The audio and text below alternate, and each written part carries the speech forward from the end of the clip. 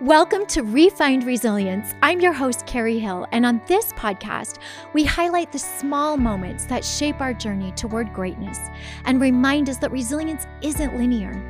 Each episode features stories of perseverance and the little victories that often go unnoticed, illustrating that resilience is about finding strength in everyday life. Well, my friends, as usual, I have an amazing guest to introduce you to today, my very good friend and incredible queen of all things UVU. She's awesome, Brenda Betteridge. I'm going to tell you a little bit about Brenda. Aside from the fact that she is my dear friend, Brenda has also been an incredible inspiration for me in my life and just a true rock for me to cry with at 2:00 in the morning sometimes. And she's always there for me. And she has this beautiful, fascinating, interesting story about how she came to be herself. And I wanted to be able to give her a platform to share that. And so I invited her to come on and talk about resilience. So I'm just going to read a little bit about her because she's done so much. She is right now the passionate business development and program manager at Utah Valley University for community education. So she's leading strategic partnerships for professional education, and she has over 20 years of experience in business development and program strategy. Brenda's career is rooted in connection, creativity, and helping others succeed. And I can testify that that is the absolute essence of Brenda. A lifelong learner whose journey with UVU began in 1979. What? Brenda returned decades later as a leader, educator, and advocate. She's a widow. She's been a single mom and now devoted grandmother. Her story is one of resilience, reinvention, and service. She serves on multiple advisory boards and is a sought-after speaker known for her warmth, energy, and commitment to lifelong growth. Hello, gorgeous. Hey, that's me. That is you. Wow, you're pretty awesome. I think so. Yeah, because I have awesome friends. I really want to be friends with you. Is that cool? It's a good thing we are. Brenda, thank you. I just want to give some context to everybody that's listening because Brenda and I met in a really unique way. Mm-hmm. And this is a story that I recount for a lot of people, actually. Really? Yes, like so many people know who you are because I just shared this story. Sweet. So Love that. Mm-hmm. But I met Brenda at a networking event at Tribe House, which if you're here in Utah, you're at least Utah County, you're probably familiar with Tribe House, but it's a membership networking based organization. And I was with a different client at the time and was meeting at Tribe House for periodically at their monthly events. And the day that I met Brenda was also the same day that I met my friend, Terry Lyman. And Terry and I had just taken an hour before I met Brenda to ideate on this program that for single divorced moms who are experiencing economic hardship and need to go back to work and are not receiving child support or alimony. And Terry and I have both had experiences in that space. And we came together and we ideated and collaborated and cultivated this program idea. And literally an hour later, I met Brenda and Brenda said, oh, well, you seem really amazing. And this is so fun to meet you. And I'm looking for any like really cool women's programs. Like, do you have anything or do you know of anyone that has something? And I was like, what? Like, oh, that's me. I have that. So Brenda, I shared this idea with Brenda, this program that we wireframed. And within 2 days, I was meeting Terry and I met with you and your team to put this into motion at UVU. And it's been 2 years in the making. I can't even believe that. I know.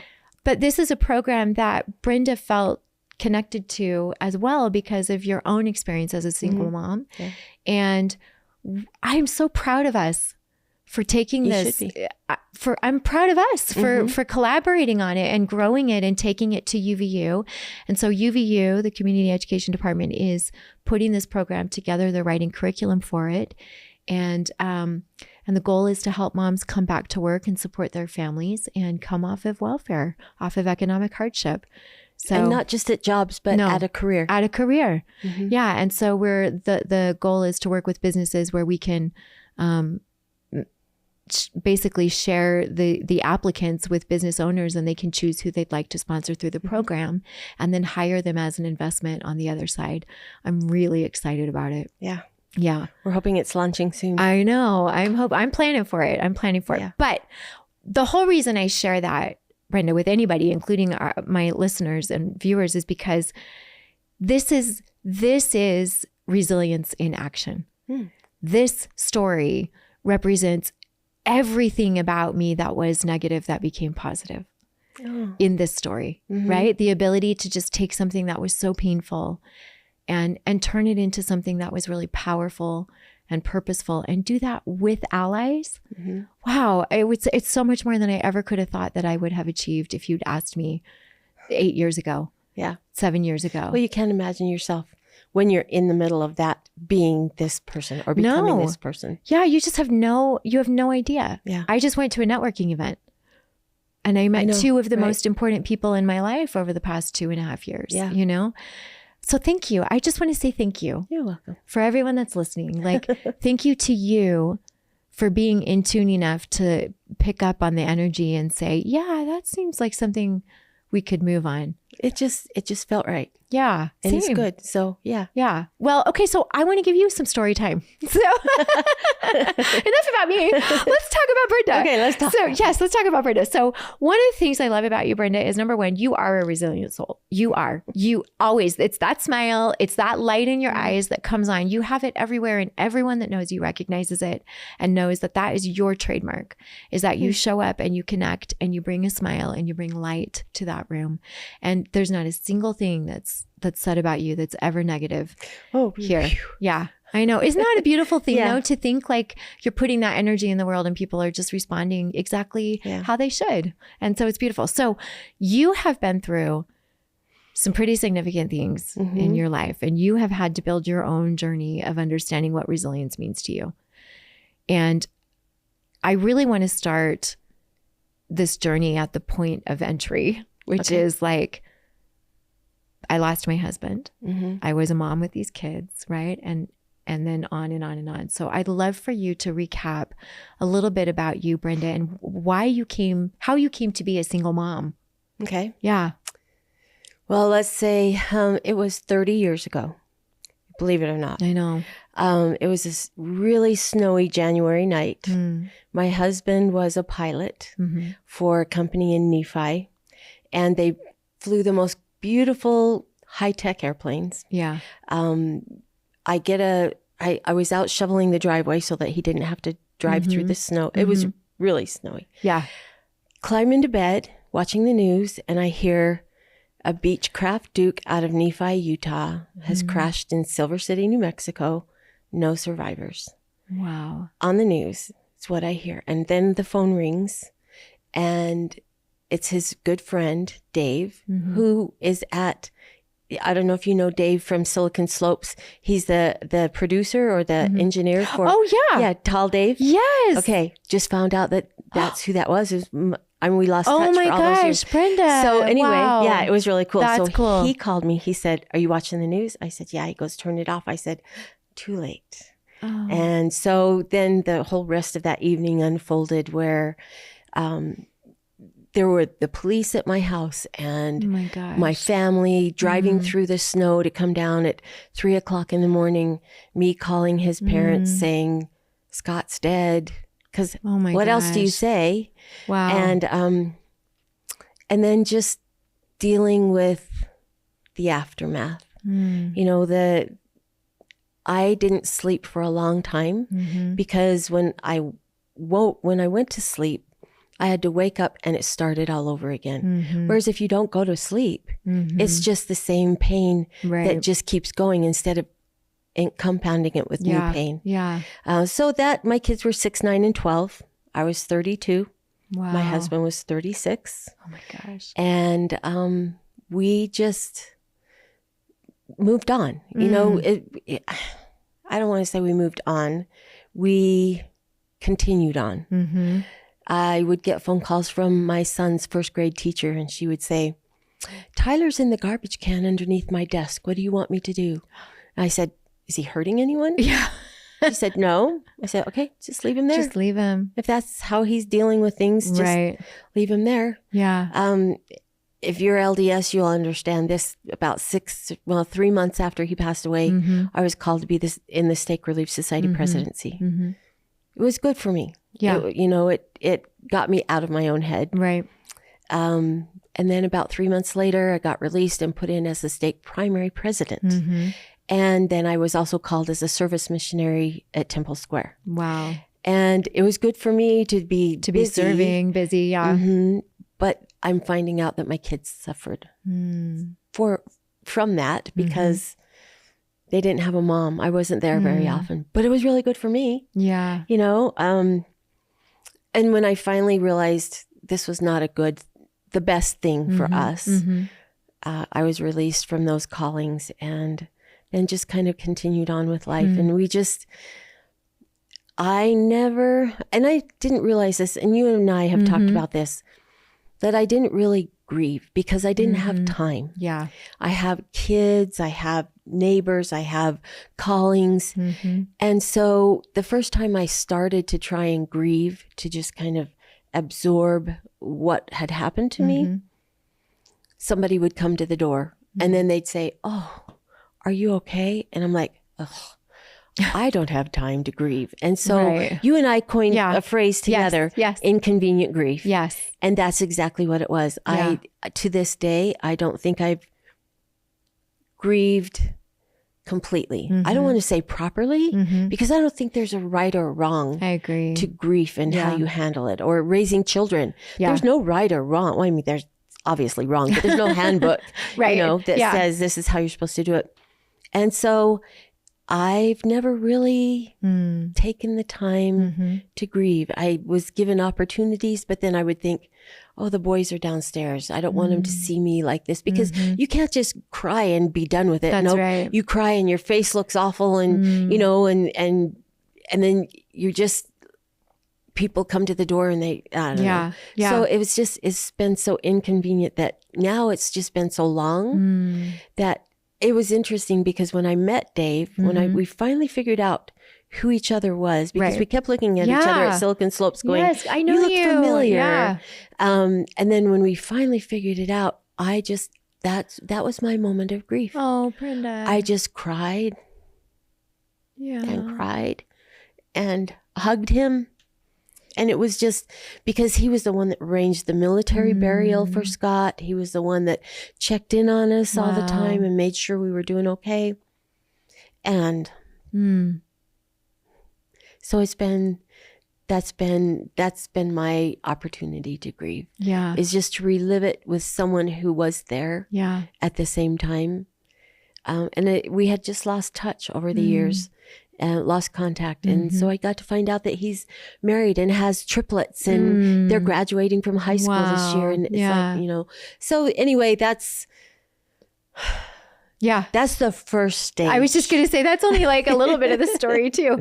Do you know, I really loved that conversation that we had, Brenda, about inconvenient grief, because I feel like it's twofold. Number one is, it is inconvenient for me to grieve right now. And number two is, I'm grieving at inconvenient times. Yes. Right. And to your point, I don't think there's any right or wrong way to grieve, and we don't get to control necessarily the timeline of when those triggers hit us. Right. We have to be open to it, or something has to be settled for us to feel the thing that we've been pushing down for such a long time. Well, and like you just said, you shut yourself off from it because you don't have time. Yeah. You're working, or you've got ball games to go to, or whatever. And life goes on. It does. Yeah. And if you take time to grieve, then for me anyway, I can't speak for anyone else. I can only speak for myself. Yeah. And know that sometimes I believe now that not grieving then or in between now and then has hurt different parts of my life. Sure. Because I haven't dealt with that. I haven't come to terms with certain things. You just think I don't want to say getting over it, but you're, you think you're healing from it. Yeah. And it's like we've been telling my daughter that it will always hurt, because she just had a really bad breakup, and she's just devastated. And I said, it will always be there, but just the pain will not be so sharp all the time.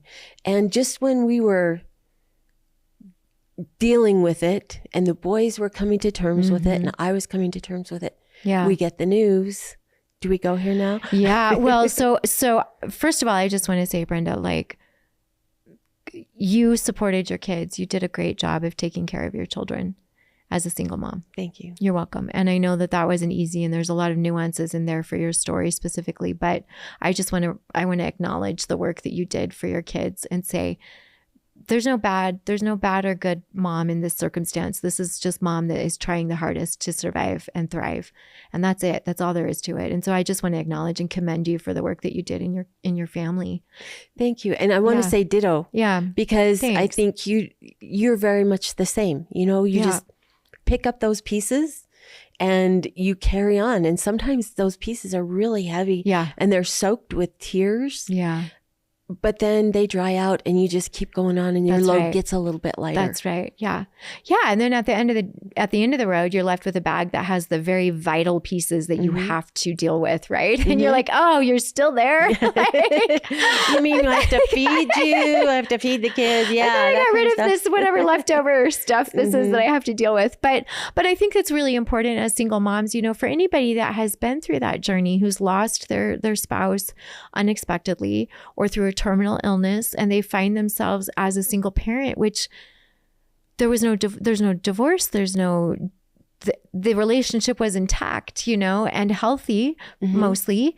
And then to have all of a sudden this healthy partnership just dissolve immediately, that's just something I can't relate to because it wasn't my story. Yeah. But I know that so many people listening, like our mutual friend Katie Bunnell, had that experience, from Live Your Dream Foundation, and found herself all of a sudden, now I have to grieve and be a single. There's no preparation for that, And so I'm really proud of my circle of friends who had that journey and just moved forward with it too. So what did you find, Brenda, in that space was helpful to you, right? Not just to push the grief down, because that's one thing, but what gave you hope? What moved you forward? My kids. Yeah. When they were growing up, so when people came to the funeral, they said to my son, who was 12 at the time, you're the man of the house now. You need to take care of everybody. Oh, that's so much pressure. I finally said, no, he's not. Yeah. He's 12. Yeah. He gets to be a kid. But yet he still took that a lot to heart. And so when I would be gone for different things, he would feel like he needed to be the parent. Yeah. One time I came home, and this is his way of parenting. He was 14 at the time, and his younger brother was 8. And the younger brother wouldn't mind what he wanted him to do. I came home and I found my youngest hanging from the railing by his underwear. Oh my gosh. The banister, how the end of the railing. Wow. Okay. And Corey's like, but he wouldn't stay home. And that's the only way I could get him to stay home. Oh my gosh. And so, you think in the midst of all of it, you wonder, will we ever be normal? Right. Will we ever have a normal family life? Will he be nice to his younger siblings? Right. And then he came home from his mission and he was a different person. He was grown up and he apologized, for things. Yeah. And he's been the best big brother / dad to his little brothers or younger brothers, I should say. Yeah. That anybody could have. Isn't that such a crazy journey? I think when you become a single parent, you really don't realize how heavily you lean on your kids. Yeah. Because they really become your partners. Every financial decision you make, every housing decision, whether or not you go on the field trip decision, like it's all, intertwined. And I just think it's so much pressure, you're the man of the house. And and I felt the same way. Like, no, these are kids, but yet subconsciously in my decision making, included them all. And we had a discussion and we tried to make it work together. And, and I think it's so much pressure. Well, sometimes my kids felt a little resentful. Yeah. They wanted to just be kids. Yeah. And they didn't want to have that conversation. Right. Can we afford this? Right.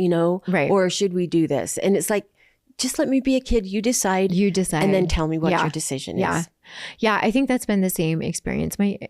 My kids, and I think your kids too, have been pretty positive about they're navigating that. But for anyone that's listening that has been through that experience, I think we can all resonate with the fact of that statement. You're the man of the house.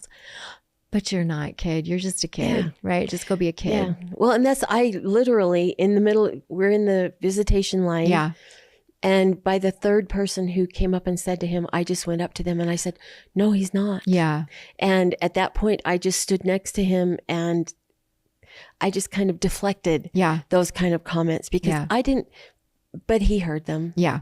You know, and he took them to heart, unfortunately. And so it's because he's a good kid, because he has a good mom. So, okay. So kids are the things that pulled you through this space. The motivation from being a mom and taking care of them is, for me, the same, right? That's the hope. That's the motivation. So you're moving along here, Brenda. You're grieving this loss and you have another encounter where you have to grieve again. Yes. Yeah. Well, it's interesting because the morning he left, I remember looking at him and he was, getting dressed for the day and putting his belt on and he just looked so handsome. And I said, do you really have to go? And he wasn't even supposed to be on that plane. It was supposed to be the other pilot. And he's like, it's just one day. I won't be gone overnight or anything. And so we had really good memories of him walking out the door because as he was leaving, he came up behind me and I was sitting at the bar eating breakfast and he just came up behind me and I could smell his cologne just barely. And he kissed me on the cheek and walked out, headed out the door and he just told all the boys, remember, I love you. And so those were the last words we heard him say. Wow. And, gosh, talk about the importance of having that be your last word when you walk out the door. Like, don't ever not say it. Yeah. Right. Oh, exactly. And mean it. And mean it. That's right. So we were in the middle of a lawsuit 2 years later because what had happened is there was a company that had rebuilt the engine on the plane, had put a diesel truck turbocharger in this high performance airplane engine. Oh my gosh, Brenda. And it just snapped in half. And that's why they lost an engine. Oh my gosh. And so I did not know that part of the story. Yeah. Wow. Yeah. So we were in the middle of a lawsuit. We were in Phoenix for the trial. So the other widows and I, there were two other men in there. So there were two widows, two other families. And we rented an apartment down there because we were in trial for weeks and weeks. Right. And in the middle of investigating, the defense came back and said, your husband was the cause of this crash because he was on this medication and this one. And I'm like, no, he wasn't. He was a 36-year-old healthy man who maybe took a Benadryl when he got home after flying. And one of the other wives pipes in and she goes, oh, my husband was taking those those medications. Wow. And so we all just kind of stopped dead and we just went, there's a problem here. Wow. And so we found out that the medical examiner's office had sent us the wrong person. Oh my gosh. So I buried Brenda. someone else that was not my okay, husband. this part, no matter how many times you tell it, it's like so, I just can't imagine going through that experience. It was, it sounds super traumatic. Yeah. But it ended up being super cathartic for us. So when he passed away, there was a lot of support. This was pre-internet, pre-cell phones. Yeah. He had a pager. We didn't even have cell phones, Yeah. And so there was not a lot of online support that you can get now. Right. And so you would have friends say, well, I know somebody who lost their husband and they're willing to talk to you. So if you ever feel like you need to talk to somebody, just call. So you'd call and say, I'm feeling this way. Is that normal? Yeah. Did you do this? And so when they told us that I had buried the wrong person, I thought, there is nobody on this planet that I can call and say, well, when you had to dig your husband up, right? How did you deal with it? Wow.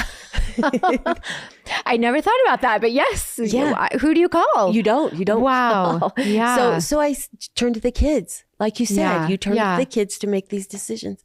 And I said, guys, what do you want to do?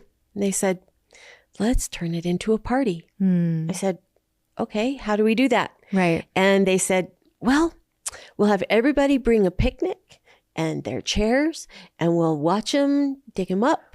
And then when it's time, we'll rededicate the grave and put him back in. Wow. So we invited everybody over. And that's so crazy. What a crazy way to experience that. Yeah, I know. But what else do you do? Tailgate. I know. Well, I didn't even think of it being a tailgate. But so the funny thing is that when you have a burial, they bury him in a concrete vault, right, to protect them from the elements. Our vault had broken. And so when we opened the lid, he's bobbing on the water like this. I mean, the casket was just bobbing like this. Oh my goodness. Oh, that's not good, So, wow. And we had picked a casket that looked like his favorite car, which was a 1948 Mercury Woody, like the Beach Boys drove. Like the Beach Boys, yeah. And so his casket was like that. Yeah. And so we pull it up and it's dripping and mud is all over it, and I'm just going, I can't even imagine what the inside looks like, because when we had the funeral, I let each of the boys pick something that reminded them of him and put it in the casket. So we put letters and we put pictures, and one of my sons picked a 6-pack of Pepsi. One picked a box of Frosted Flakes. Oh my gosh. And the other one picked a balsa wood airplane. Wow. And put it in the casket. Oh, Brenda, with him. I love that. It was fun. Yeah. I love that you did that. That must have been really cathartic for them too. Yeah. Yeah. Well, and we had it on because it was a closed casket, because it was a very fiery crash. Yeah. And so we had everything in a basket on top of the casket so that people could see what we were putting in there. And there was a family picture, and it was back in the day of those glamour shots. Oh yeah. And I had done one. Of course you did. So I put that with in the black eyeliner. And just, the half shirt. Yeah. And so I was really worried about what had happened to that stuff that we put in there. But amazingly enough, caskets are very, very well sealed. So we opened it up. There's no water in there. There's no mud. I shake the Frosted Flakes. They're still crispy. Wow. There's no rust on the Pepsi. But definitely the wrong person. Definitely, because that's so crazy. You could see. So when we get them there and they open the casket, so the other wife and I, the other widow and I had to go to the mortuary and watch them make the switch for legal reasons. And so they opened the caskets, and in my casket, or my husband's casket, there was a gentleman. You could see his silhouette, everything. You could see his face. You could see his hands across his chest, his knees, his toes. Wow. And then in the other casket, my husband walked out the door that morning and he was 5'11". What they sent back to me was 3'2". And it was just a pile of bones, because he was in the front of the plane. Oh, wow. And it was Brenda. it hit really hard. Wow. And so there was just nothing. I mean, when they gave me some of his belongings that they could take from him, there were his keys on a key ring, and they were just mangled and burnt. And so he was 3'2". That's what so, they switched them, and we got to lay out the temple clothes again on top of them as if they were wearing them. Yeah. And for anyone that's LDS, that's a very ceremonial when people pass away too. Yes. So I mean, it's just because they can't dress them in anything, even if it wasn't an LDS burial. Right. What do you put them in? Yeah. Right. So they just get to you get to lay it out as if they were wearing if we put a suit in there or whatever, Right. And so we did that. And it was interesting because we were in this dirty old garage with the big door open, where we're in there making the switch.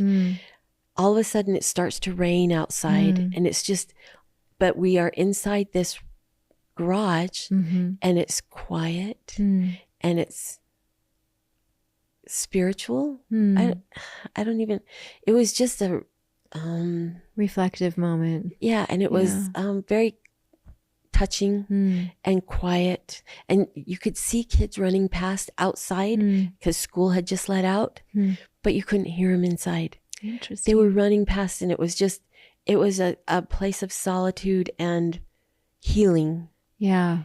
And so, things were being made right.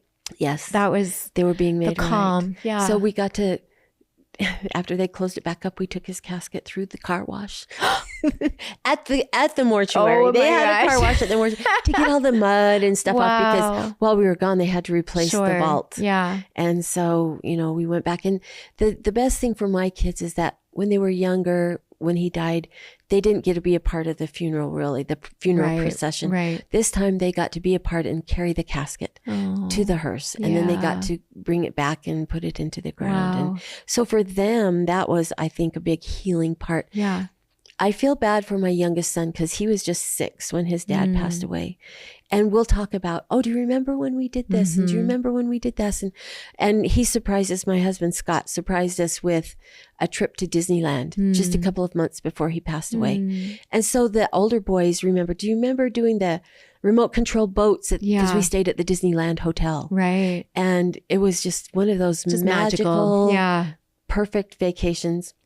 And Tyler finally just says, I don't have memories of Dad. He says, I have to borrow memories from everybody else. And that made me feel really bad. And I realized because I was trying to soothe my own grief and not take time to grieve, I had put away all the old home movies.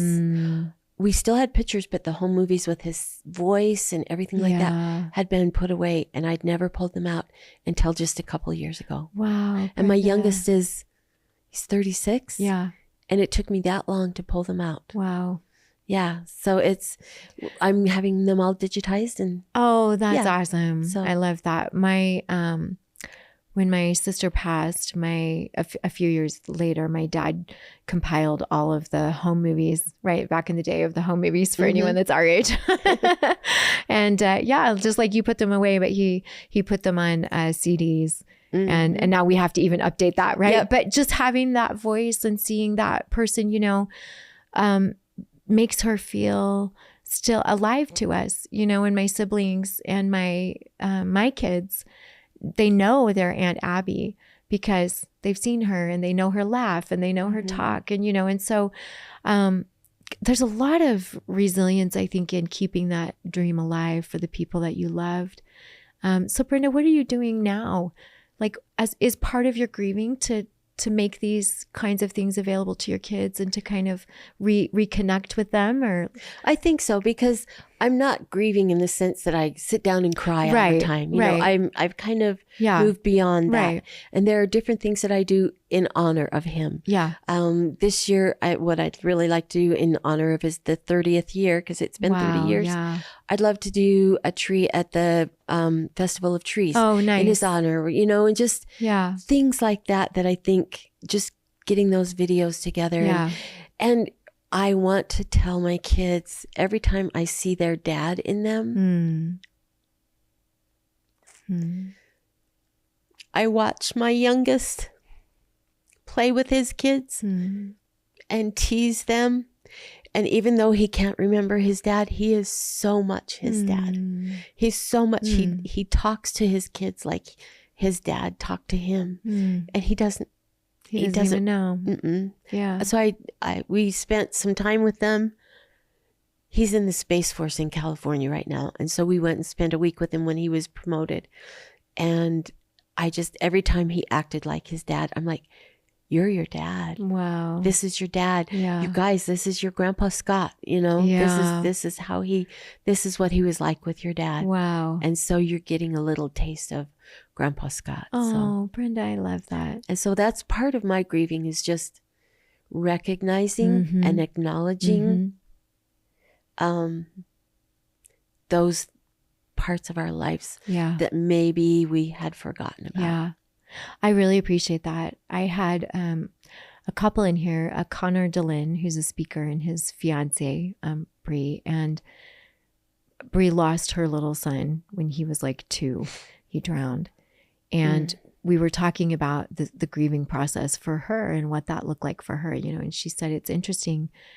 She will tell him how she would like for him to speak to her.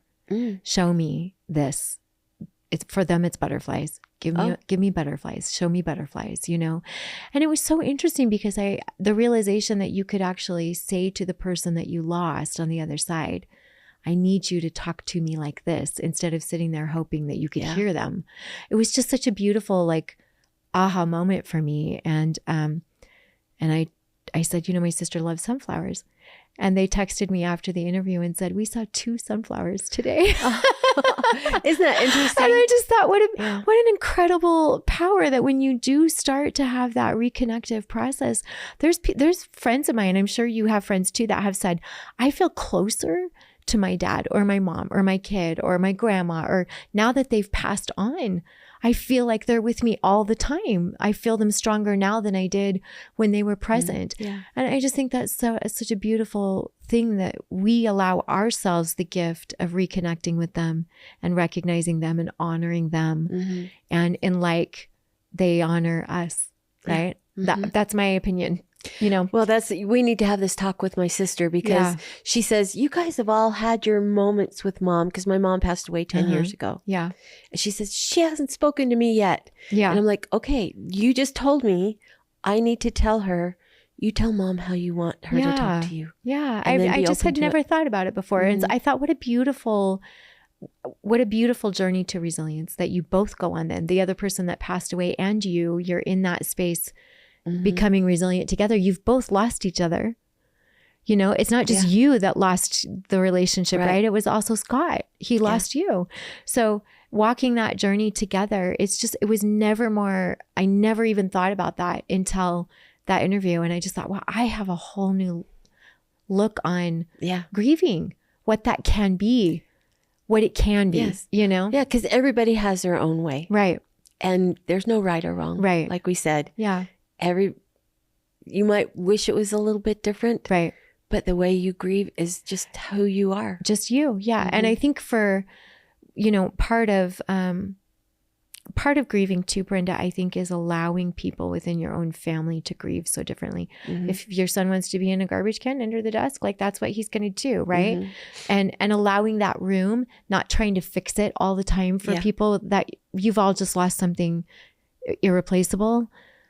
You're all going to go through it. And so allowing yourselves space. And I love that you incorporated your kids in the how do we celebrate and honor and do this? Like, this is so awkward. Okay, fine, a party. That sounds amazing. But what a beautiful way to come together and just celebrate the life of that person, And I think that's really lovely. I appreciate this journey so much, Brenda, because after this happened, after you are going through this experience with your kids, you're also having to provide for your kids. And you're a widow and you've been out of the workforce for a little while, right? And so I'd love to know kind of what that journey took on for you. We've buried Scott. We're moving forward correctly. We've gotten that all sorted out, What did the next decade look like for you? Well, I thought I needed to go back to school. Yeah. So I tried going back to school. And that was really hard because I was working a couple of jobs and I was trying to go to school full time. Yeah. And I remember at one point just sitting outside on my deck trying to do math. Well. I know. Math is going to be the death of me. That is a swear word in my vocabulary. I'm like, don't say that word.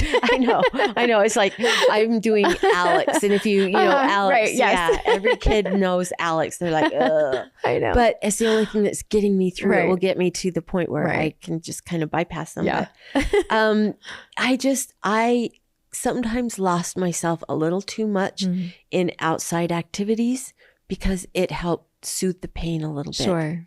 But it also brought us really cool adventures. Like one time when I was going to school, I happened to be in class with the basketball team, some players from the basketball team at UVU. And then I said, hey, do you guys want to come to dinner at my house? And then all of a sudden it became a Sunday thing. Oh, that's so cool. Where they would come down. I mean, these 6'9" guys and I've got my little boys and they're like, come on, let's go play basketball in the street. And they were such good examples for my kids of stepping outside of yourself and serving others.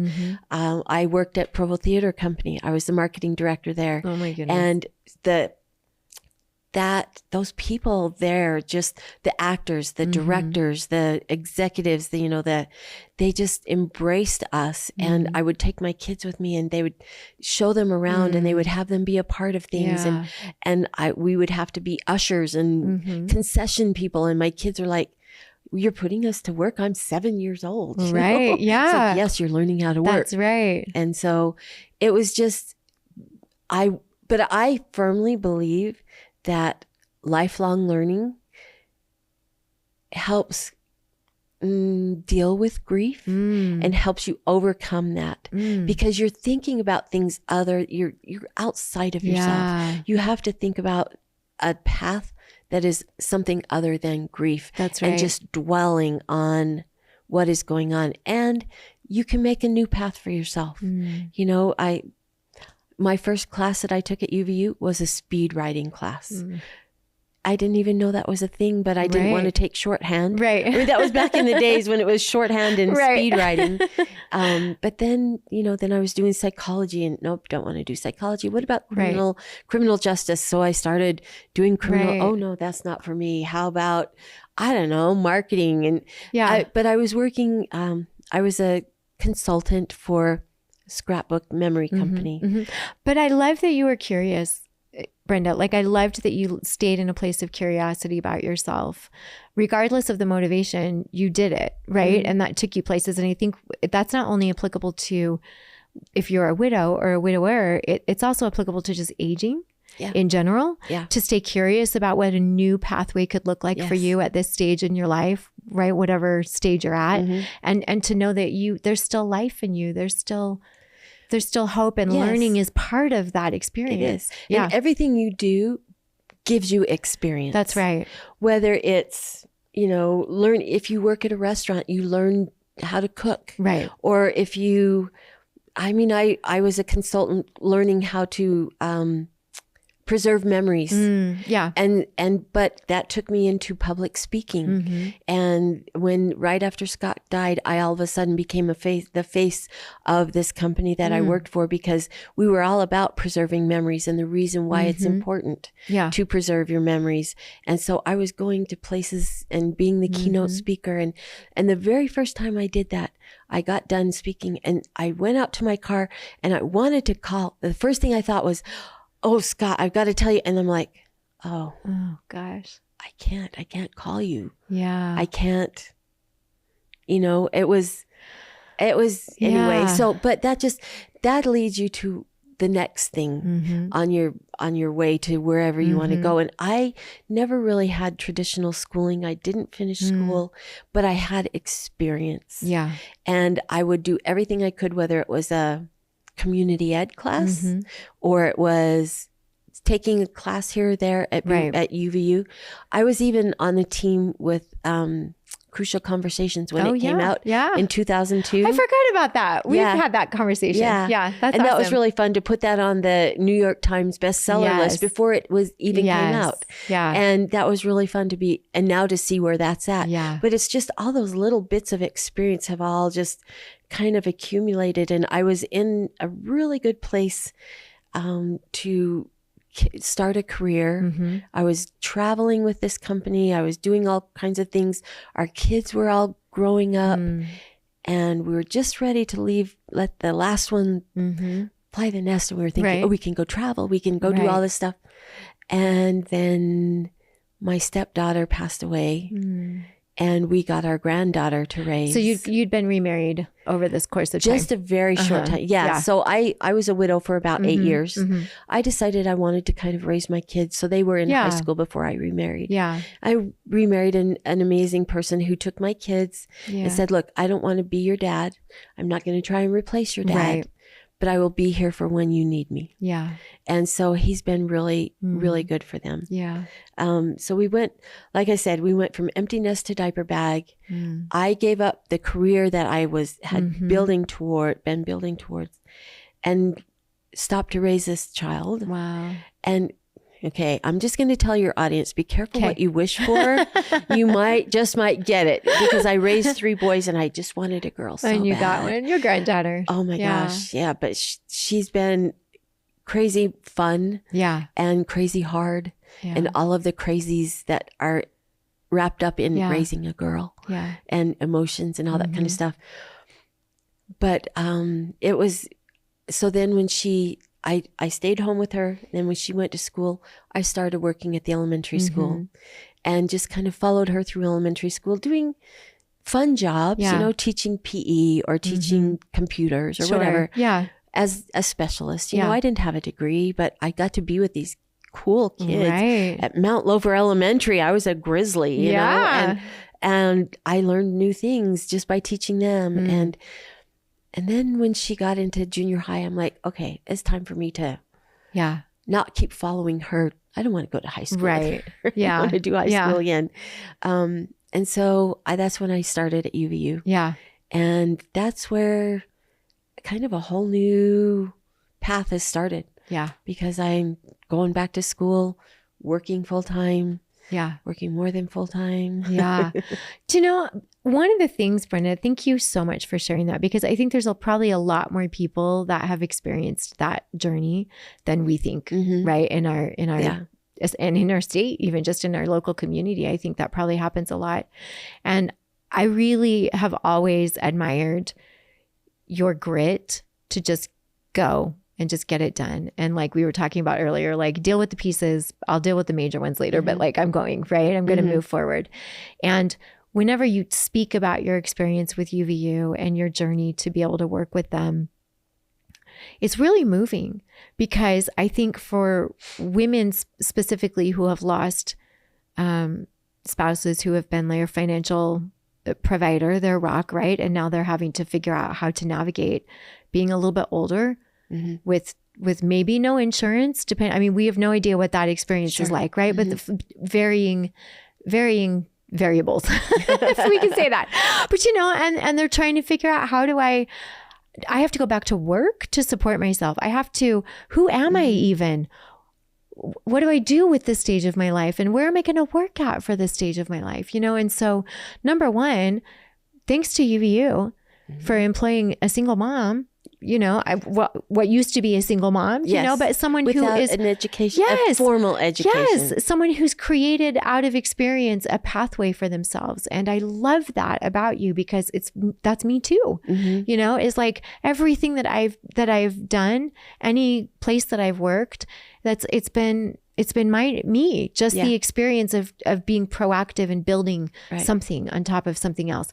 And so number one, I love that UVU supports entrepreneurs in general. Yes, for sure. Period. You know, the spirit of entrepreneurship. And number two, I love that they recognize that value is not limited to age. Right. And I really appreciate that.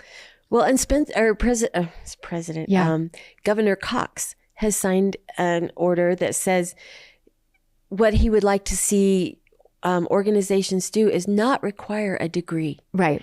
Unless you really have to have one. That's like a medical degree, but if it's just something like the job I'm in, where experience can give you more maybe than what a formal education can give you, then let that count. Let it do. Yeah, I love that. Yeah, there's a new program for that, isn't there? Credit for prior learning. Yes, I saw your post on that. So credit for prior learning. Anyone who's listening to this, please check that out. Yes. And see what's available to you under that program at UVU, because it's really cool. And it's not for every program, but you know, for certain programs that you can get credit for your experience. That's right. So I want to bring all of that back into this space that says, Brenda, what have you learned about yourself in all of this? Your journey has been so varied, and you are killing it right now. Everyone knows you. And what have you learned about resilience in your life, and how has it applied to you in this last half of your life? That's a very good question, because I've never really thought of myself as being resilient. It's just me carrying on. Sure. And I've found out that my resilience means that I can go after anything. I might not always get it, right? But I can go after it. And if I don't get it, I'll bounce back and go after the next thing. Yeah. But if I do get it, then dang, I am going to go full force. Yeah. 120%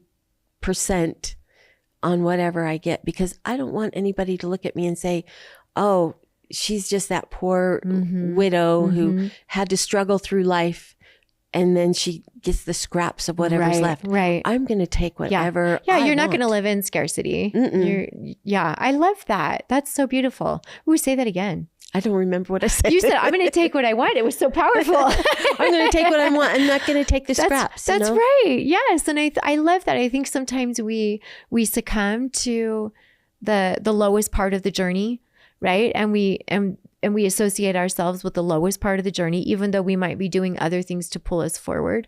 Like we have a mindset still that puts us in that kind of, I don't want to say, it's not always victim mentality. Sometimes it's just you're stuck, in that space, and your other parts of your life are moving forward, but you just can't seem to pull yourself out of this one low point, And I really love that you are throughout your journey, you've said, no, I'm just going to do it, right? Whatever the motivation was, it doesn't matter, because you had the grit to go and actually do the thing. Well, it's interesting you say that though, because somebody told me probably a year and a half ago, why are you always playing the victim? Oh, that's so interesting. And I never thought of myself as playing the victim, but I kind of was. Yeah.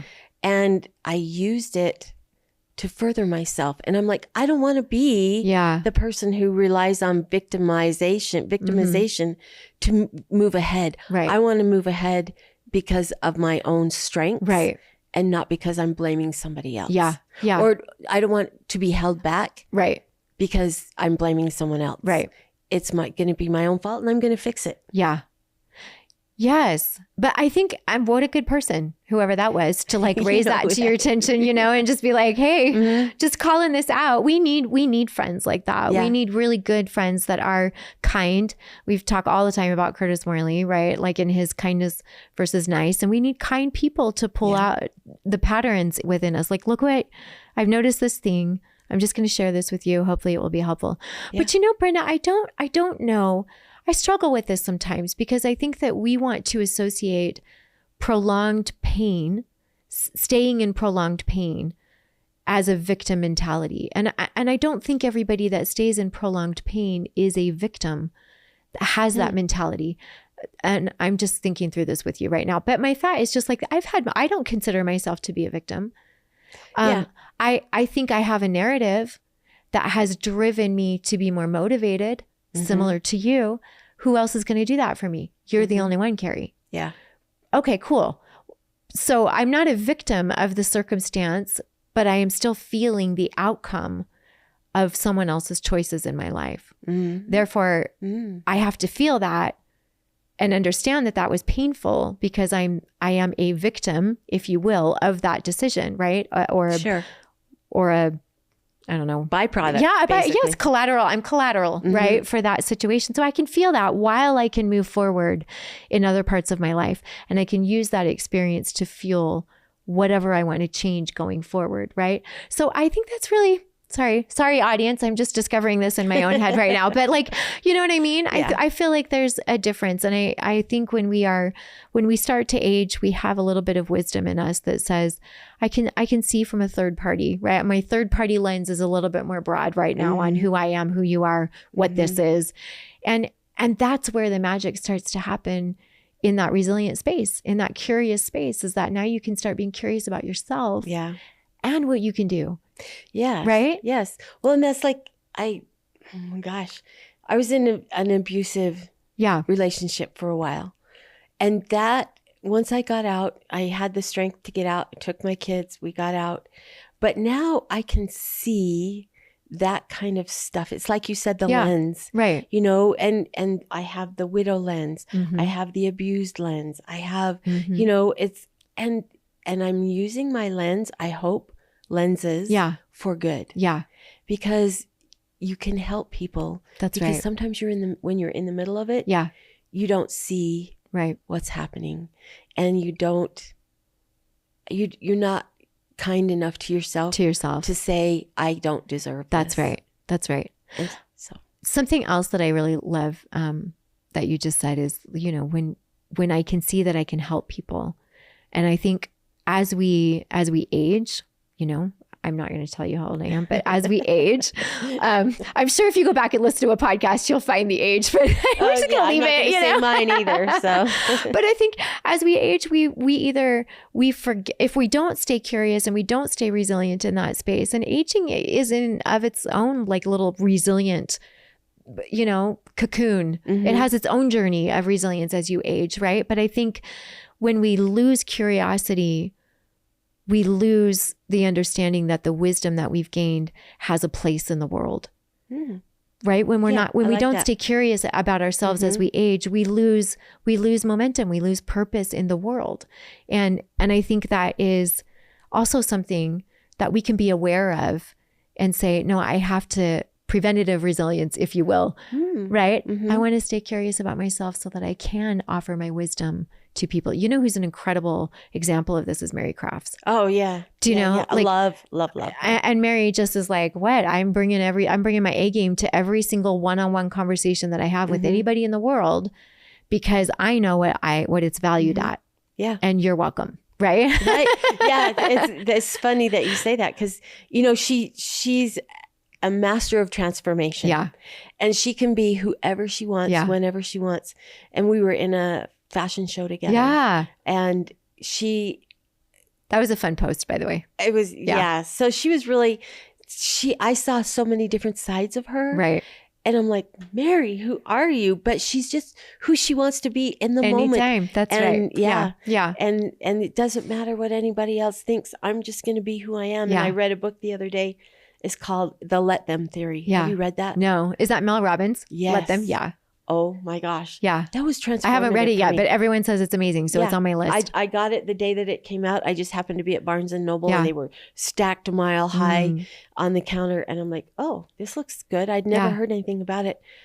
But it's liberating. And I tell everybody, you got to read it, because you can go on with your life and you can just be as resilient as you want, but you will still let other people do things that bother you. And then you finally realize, I can't change who they are. Right. I can't change what they do or what they think. Right. I can only change me. Yeah. So we let them do whatever they need to do. That's right. And then how I react is how I react. That's right. Yeah. And so I think that has been life-changing for me in the last few months. I love this. Just because I was feeling like a victim for a while. Yeah. You know. Yeah. And I just said, no more. Nope. No more. Nope. I'm only going to change who I am. Isn't that the most amazing moment when you have that thought? And you can have those thoughts, but you know the one, because it like, hits you so hard, and it's for whatever reason that one right like changes everything. I think it's so brilliant. Brenda, I love you so much. Thank you. I love you too. I know we have to close our interview now because it's been an hour. I would love to talk. I would talk to you, you know, and we have talked for many more hours. But I want to thank you for being such a beautiful example of resilience and of moving forward and self-awareness. And I also want to say thank you for being a beautiful example to all widows and widowers that are in the world, that it can life is long, that you can make it be whatever you want it to be. And it's okay to have the hard along with the beauty. Yeah. And I really appreciate that about you. So thank you so much for coming and chatting with me. Thank you. I think we're a lot alike. I think so too. I love you. That's why we're good friends. Come on now. So if you want to connect with Brenda, you can find her on LinkedIn. It's just Brenda Betteridge, and she will answer every question possible that she can about UVU. And she's highly connected. So if you need anybody, please reach out to her and she can plug you in. So I do have a lot of good friends. You do. Yeah. Thanks for being here. I appreciate you. Thank you for inviting me. We finally made it happen. I know. Go us. Thank you for joining us on this episode of Refined Resilience. We hope you found inspiration in the stories shared and the small moments that remind us all of our strength. Remember, resilience is built not just in the big challenges we face, but in the everyday experiences that shape who we are. A special thanks to our sponsor, Build Them Bless, for making Refined Resilience possible. Until next time, remember, it's the small moments of resilience that make us great.